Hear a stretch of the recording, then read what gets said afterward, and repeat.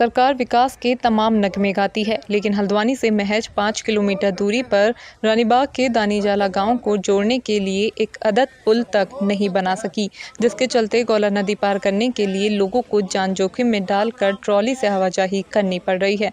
इस बार भी दानीजाला से ऐसी तस्वीर सामने आ रही है जो सिस्टम पर कई सवाल खड़े कर रही है।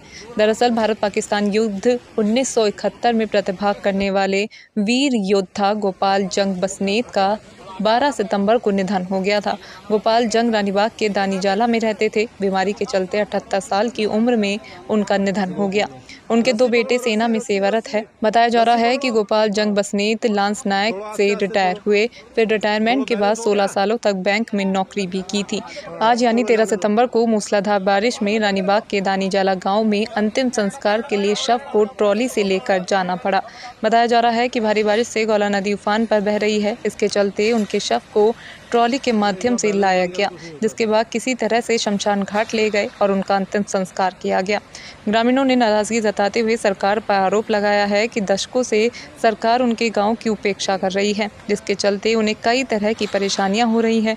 ग्रामीणों ने बताया कि यहाँ 20 परिवार रहते हैं, लेकिन फिर भी आज तक नदी पर झूला पुल को लेकर पूरे गाँव की दशकों की मांग अधूरी ही है। हल्द्वानी शहर से कुछ ही दूरी पर बसे इस गांव के ज़्यादातर लोग भारतीय सेना से जुड़े हुए हैं। ब्रिटिश आर्मी से लेकर भारतीय सेना में कई लोग सेवाएं देते आए हैं और 12 से ज़्यादा युवा सेना में सेवाएं दे रहे हैं, लेकिन इसके बावजूद भी अपने मूलभूत अधिकारों से ग्रामीण वंचित हैं।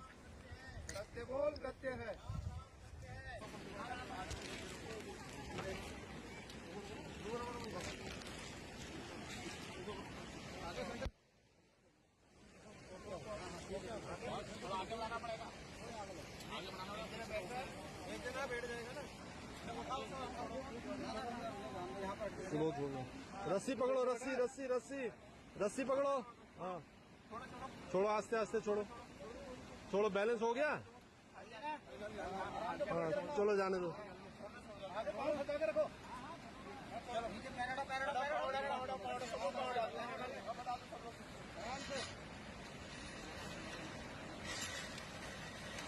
एक बार बैलेंस बन गया तो कुछ नहीं होता।